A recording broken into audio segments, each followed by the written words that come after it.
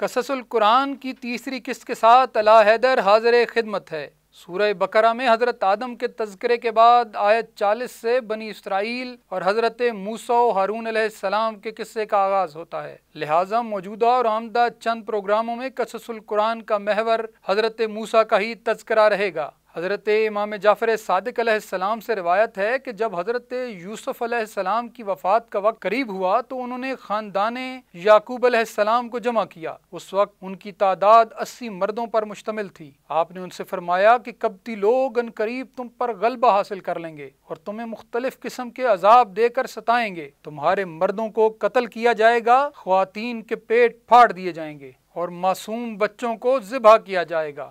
پھر اللہ تعالیٰ لاوی بن یعقوب کی نسل سے ایک مرد پیدا کرے گا جو تمہیں ان کے ظلم و ستم سے نجات دلائے گا۔ اس کا نام موسیٰ ابن عمران ہوگا۔ وہ لمبے قد کا جوان ہوگا، اس کے بال گھنگریالے ہوں گے اور وہ گندمی رنگ کا ہوگا۔ حضرت یوسف علیہ السلام کی رحلت کے بعد بنی اسرائیل نے اپنے بچوں کا نام عمران رکھا۔ جب عمران صاحب اولاد ہوتا تھا تو وہ اپنے ایک بیٹے کا نام موسیٰ رکھتا تھا۔ چنانچہ حضرت موسیٰ کے اعلان رسالت سے پہلے 50 افراد نے یہ دعویٰ کیا کہ وہی موسیٰ ابن عمران ہیں جن کا وعدہ حضرت یوسف نے کیا تھا۔ اور پھر وہ وقت آن پہنچا کہ جب حضرت موسیٰ علیہ السلام نے اس دنیا میں تشریف لانا تھا۔ اسی سال فرعون کے جادوگروں نے پیش گوئی کر ڈالی کہ اس سال ایک بچہ پیدا ہونے والا ہے جو تیرے اور تیری قوم کے دین کو تباہ کر دے گا۔ وہ بچہ بنی اسرائیل میں پیدا ہوگا۔ اس پیش گوئی کا سننا تھا کہ فرعون نے اعلان کرا دیا کہ جو بھی بچہ پیدا ہو اسے قتل کر دیا جائے۔ فرعون کی جاسوس خواتین گھر گھر نظر رکھتیں اور کسی بھی نوزائیدہ بچے کا بچنا محال تھا۔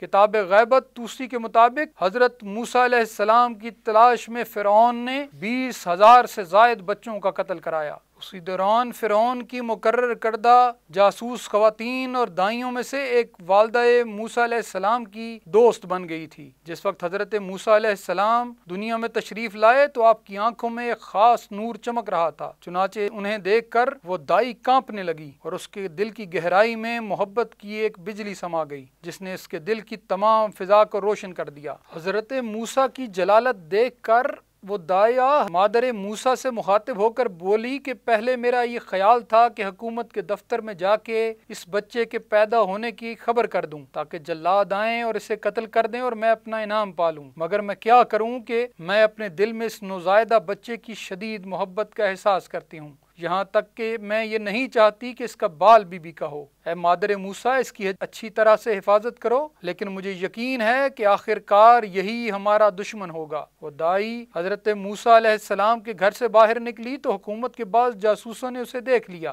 اور انہوں نے تہیہ کر لیا کہ وہ گھر میں داخل ہو کر جائزہ لیں گے کہ کہیں اس گھر میں کوئی بچہ تو پیدا نہیں ہوا۔ حضرت موسیٰ علیہ السلام کی بہن نے اپنی ماں کو اس خطرے سے آگاہ کر دیا۔ ماں یہ سن کر گھبرا گئی، اس کی سمجھ میں کچھ نہ آتا تھا کہ کیا کرے۔ اس شدید پریشانی کے عالم میں وہ جب حواس باختہ ہو رہی تھیں تو انہوں نے اپنے بچے کو ایک کپڑے میں لپیٹا اور تنور میں ڈال دیا۔ اسی دوران حکومت کے آدمی گھر میں داخل ہو گئے، مگر وہاں انہوں نے روشن تنور کے سوا کچھ نہ دیکھا۔ انہوں نے مادر موسیٰ سے تفتیش شروع کر دی اور پوچھا کہ دائی یہاں کیا کر رہی تھی۔ موسیٰ کی ماں نے کہا کہ وہ میری سہیلی ہے، مجھ سے ملنے آئی تھی، اور بالآخر حکومت کے کارندے مایوس ہو کر واپس چلے گئے۔ جب اضطراب اور خوف سے ماں کو ہوش آیا تو وہ فوراً تنور کی جانب لپکیں اور انہیں ناگہاں تنور کے اندر سے بچے کے رونے کی آواز آئی۔ کیا دیکھتی ہیں کہ خدا نے اس نوزائیدہ بچے کے لیے نارے نمرود کی طرح آتش تنور کو ٹھنڈ اور سلامتی کی جگہ بنا دیا ہے۔ خداوند عالم نے بچے کو محفوظ رکھا، لیکن ماں کو پھر بھی بچے کی سلامتی کا احساس ستائے جا رہا تھا، کیونکہ حکومت کے کارندے دائیں بائیں پھرتے رہتے اور جستجو میں لگے رہتے، اور کسی بڑے خطرے کے لیے یہی کافی تھا کہ وہ ایک نوزائیدہ بچے کی رونے کی آواز سن لیتے۔ اسی حالت میں خدا کے ایک الہام نے ماں کے قلب کو روشن کر دیا۔ وہ الہام ایسا تھا کہ ماں کو بظاہر ایک خطرناک کام پر آمادہ کر رہا تھا، مگر پھر بھی ماں اس ارادے سے اپنے دل میں سکون محسوس کر رہی تھی، جس کے بارے میں قرآن میں ارشاد ہوتا ہے کہ ہم نے موسیٰ کی ماں کی جانب وحی کی کہ اسے دودھ پلاؤ، اور جب تجھے اس کے بارے میں کچھ خوف پیدا ہو تو اسے دریا میں ڈال دینا، اور ڈرنا نہیں نہ غمگین ہونا، کیونکہ ہم اسے تیرے پاس لوٹا دیں گے، اور اسے رسولوں میں سے قرار دیں گے۔ لہٰذا مادر موسیٰ نے پختہ ارادہ کر لیا کہ وہ اپنے خیال کو ضرور عملی جامہ پہنائیں گی اور اپنے نوزائیدہ بچے کو دریائے نیل میں ڈال دیں گی۔ انہوں نے ایک مصری بڑھئی کو تلاش کیا جو کہ قبطی اور فرعون کی قوم میں سے تھا۔ اس نے بڑھئی سے درخواست کی کہ میرے لیے ایک چھوٹا سا صندوق بنا دے۔ بڑھئی نے پوچھا کہ جس قسم کا صندوقچہ تم بنوانا چاہتی ہو اسے کس کام میں لاؤ گی؟ موسیٰ کی ماں درو گوئی کی عادی نہ تھیں، اس نازک مقام پر بھی سچ بولنے سے باز نہ رہیں۔ انہوں نے کہا کہ میں بنی اسرائیل کی ایک عورت ہوں، میرا ایک نوزائیدہ بچہ ہے، میں اس بچے کو صندوق میں چھپانا چاہتی ہوں۔ اس قبطی بڑھئی نے دل میں پختہ ارادہ کر لیا کہ جلادوں کو اس نوزائیدہ بچے کے بارے میں خبر کر دے گا، اور وہ تلاش کرتے کرتے ان جلادوں کے پاس پہنچ گیا، مگر جب انہیں خبر سنانے لگا تو اس کے دل پر ایسی وحشت طاری ہوئی کہ اس کی زبان بند ہو گئی۔ وہ صرف ہاتھوں سے اشارے کر رہا تھا کہ فرعون کے ایجنٹوں کو علامتوں سے اپنا مطلب سمجھا دے۔ حکومت کے کارندوں نے اس کی حرکات دیکھ کر یہ سمجھا کہ یہ شخص ہم سے مذاق کر رہا ہے، اس لیے اسے مارا اور باہر نکال دیا۔ جیسے ہی وہ حکومتی دفتر سے باہر نکلا تو اس کے ہوش و حواس یکجا ہو گئے۔ وہ دوبارہ فرعون کے جلادوں کے پاس چلا گیا اور اپنی حرکات سے ایک دفعہ پھر مار کھائی، کیونکہ اس کی زبان ان کے سامنے جاتے ہی دوبارہ گنگ ہو چلی تھی۔ آخرکار اس نے یہ سمجھا کہ اس واقعے میں ضرور کوئی الہی راز پوشیدہ ہے، چنانچہ اس نے صندوق بنا کے مادر موسیٰ کے حوالے کر دیا۔ اور پھر وہ وقت آن پہنچا کہ ابھی اہل مصر محو خواب تھے، مشرق سے پو پھوٹ رہی تھی کہ مادر موسیٰ نے حضرت موسیٰ کو دودھ پلایا، آخری بار حسرت سے دیکھا اور نوزائیدہ بچے اور صندوق کو دریائے نیل کے سپرد کر دیا۔ نیل کی پرشور موجوں نے صندوق کو جلد ہی ساحل سے دور کر دیا۔ ماں کنارے کھڑے دیکھ رہی تھی، ماں اسے ایسا محسوس ہوا کہ اس کا دل سینے سے نکل کر موجوں کے اوپر تیر رہا ہے۔ اگر الطاف الہی مادر موسیٰ کے دل کو سکون و قرار نہ بخشتا تو یقیناً وہ زور زور سے رونے لگتی اور سارا راز فاش ہو جاتا۔ روایات میں مذکور ہے کہ فرعون کی ایک اکلوتی بیٹی تھی اور وہ ایک سخت بیماری سے شدید تکلیف میں تھی۔ فرعون نے اس کا بہت علاج کرایا مگر بے سود۔ اس نے کاہنوں سے پوچھا تو انہوں نے کہا کہ اے فرعون، ہم پیشگوئی کرتے ہیں کہ اس دریا میں سے ایک آدمی تیرے محل میں داخل ہوگا، اگر اس کے منہ کی رال اس بیمار کے جسم پر ملی جائے تو اسے شفا ہو جائے گی۔ چنانچہ فرعون اور اس کی ملکہ آسیہ ایسے واقعے کے انتظار میں تھے کہ ناگہاں ایک روز انہیں ایک صندوق تیرتا ہوا نظر آیا۔ فرعون نے حکم دیا کہ سرکاری ملازمین فوراً دیکھیں کہ صندوق کیسا ہے اور اسے پانی سے نکال لیں، دیکھیں کہ اس میں کیا ہے۔ نوکروں نے وہ عجیب صندوق فرعون کے سامنے لا کر رکھ دیا اور کسی کو اس کا ڈھکنا کھولنے کی ہمت نہ ہوئی۔ مشیت الہی کے مطابق یہ لازمی تھا کہ حضرت موسیٰ کی نجات کے لیے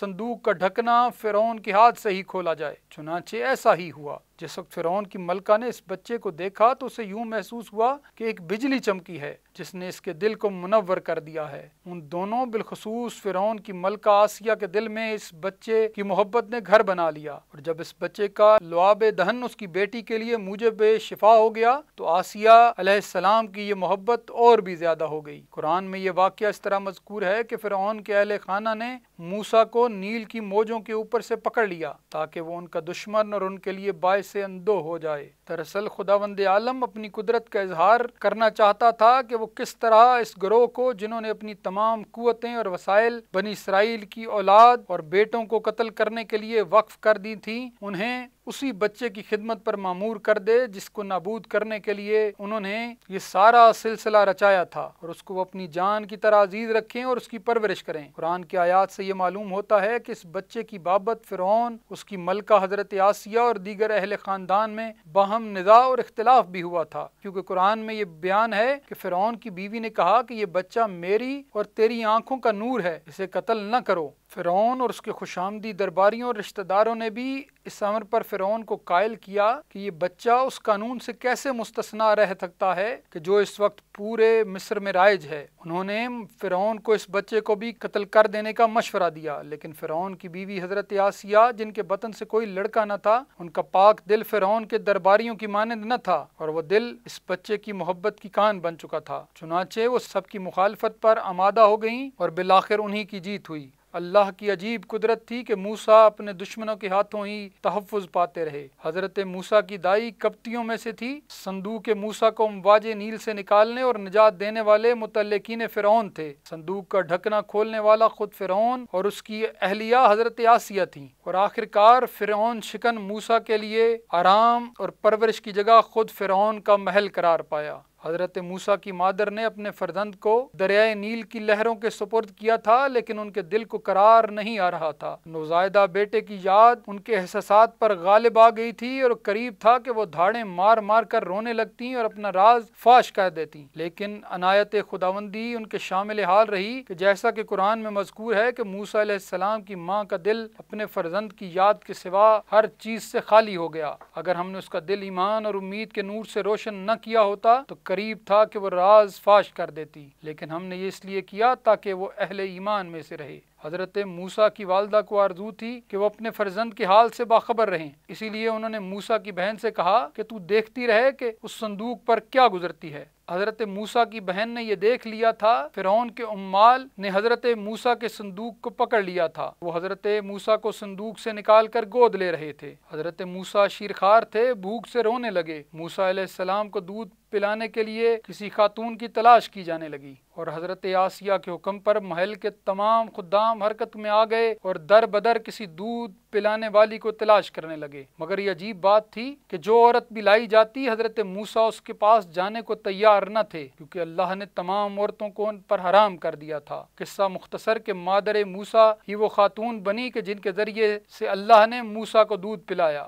فرعون کے وزیر حامان نے اس موقع پر شبہ کا اظہار کیا کہ یہ بچہ کہیں اسی عورت کا ہی نہ ہو، لیکن حضرت آسیہ اور دیگر درباریوں کے سامنے اس کی کچھ نہ چل سکی۔ امام باقر علیہ السلام سے مروی حدیث کے مطابق 3 دن سے زیادہ کا عرصہ نہ گزرا تھا کہ خدا نے بچے کو اس کی ماں کے پاس لوٹا دیا۔ سوال اتنا پیدا ہوتا ہے کہ اللہ کی ذات نے گوارا نہ کیا کہ موسیٰ کے منہ میں کسی مشرک اور کافر کی غذا جائے، وہ اللہ کیسے گوارا کر سکتا تھا کہ سردار انبیاء نبی کریم محمد مصطفیٰ صلی اللہ علیہ وآلہ وسلم کی پرورش کسی مشرک و کافر کے ہاتھوں کروائے؟ یہی وجہ ہے کہ اللہ رب العزت نے اپنے حبیب اور وجہ تخلیق کائنات محمد مصطفیٰ صلی اللہ علیہ وآلہ وسلم کی پرورش کا انتظام حضرت فاطمہ بنت اسد اور حضرت ابو طالب جیسی کامل الایمان ہستیوں کے ذریعے کیا، اور ان کی پرورش اور پناہ کو اپنی پناہ قرار دیا۔ خداوند عالم کے حضور دعا ہے کہ جس طرح اس نے حضرت موسیٰ علیہ السلام کی ان کے دشمنوں سے حفاظت فرمائی، بحق محمد و آل محمد تمام امت مسلمہ کی وباؤں اور بلاؤں سے حفاظت فرمائے۔ آمین ثم آمین۔